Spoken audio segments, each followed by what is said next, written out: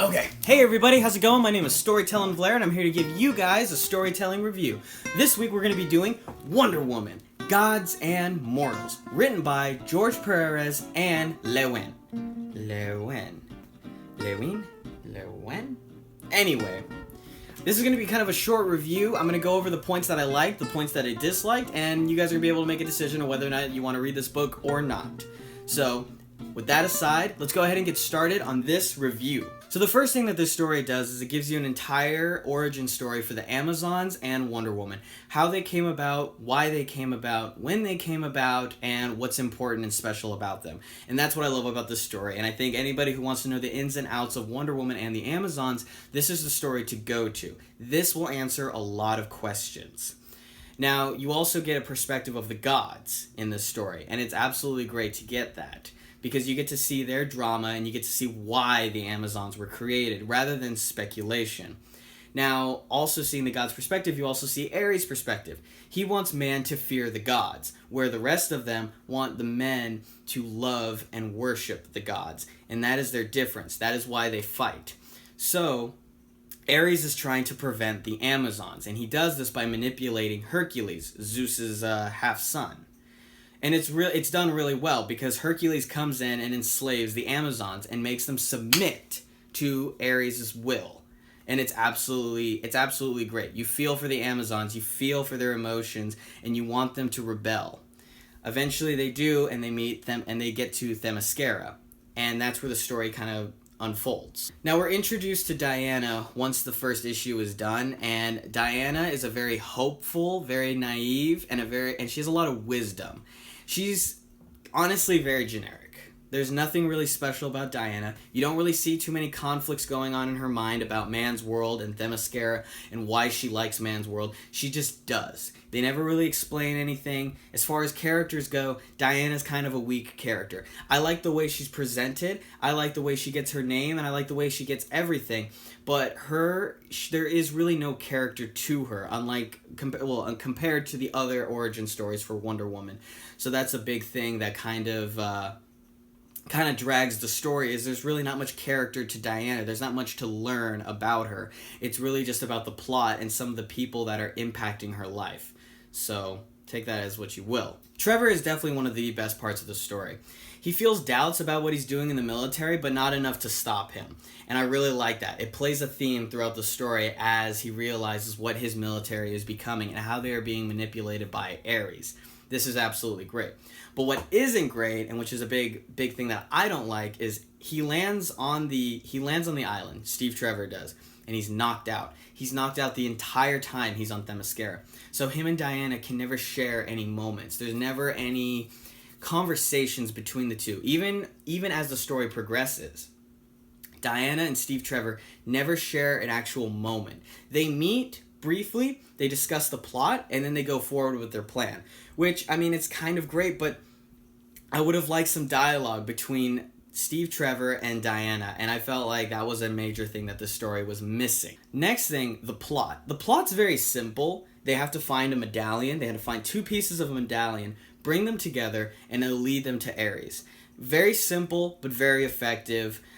I have no complaints with it. I really don't. Especially the final conclusion with Ares. It's absolutely great. The build-up's wonderful. And the story actually doesn't show you Ares in the modern day until towards the end of the book, which is really great, really great. He wasn't there throughout the entire story. He was there at the beginning and he was there at the end, but you felt his presence throughout the entire story. And to me, that's a good villain.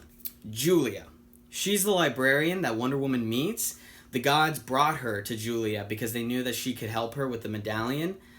I don't like this girl. She helps Diana because she feels that it's right. She trusts Trevor because she thinks he's telling the truth. She never has evidence. She never gives an explanation why she wants to help or why she trusts Trevor. She just does for the sake of the plot. I do not like her. She is not a character. She's an extension of the plot. I cannot get into her. The only thing that's good that she actually does is she helps Diana spread her message of peace and equality to mass media. But Etta Candy could have easily have done that. Etta Candy could have been even more effective, because we could have seen a better friendship between those two rather than her and Julia.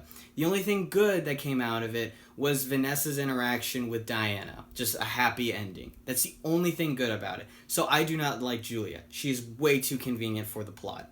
Now, Etta Candy, on the other hand, absolutely great. Absolutely great. She works for the military, she's close friends with Trevor, and she becomes friends with Diana. I believe it. She's a character. She focused on her goal, and she's there to help her friends. She's a great character. I like the idea of where this character is going, and I think the movie is playing with that idea as well. So I'm excited to see that interpretation. But as far as Etta Candy goes in this particular story, she is absolutely great. Well done. I'm looking forward to reading the next volume and seeing her and Diana's friendship evolve. Okay, so here's the best part of the story. Wonder Woman versus Ares. Wonder Woman gets teleported and they face off, and it is absolutely great. Like I said about Hercules making the Amazon submit, that's what Ares was doing the entire battle, forcing Diana to submit, and it was great. It was absolutely great. These are the challenges that someone like Wonder Woman has to deal with and has to persevere against, and it is absolutely great. And then the way she beats Ares is crazy. I'm not gonna spoil it, but you have to read this book. This book is actually amazing. Like this final confrontation made the entire book for me. If anything, that last issue, or the second to last issue, is one of the best things of this entire book. It is incredible. I hope Ares is done in the same way that he is done in this book, and if he is, I will be one happy nerd.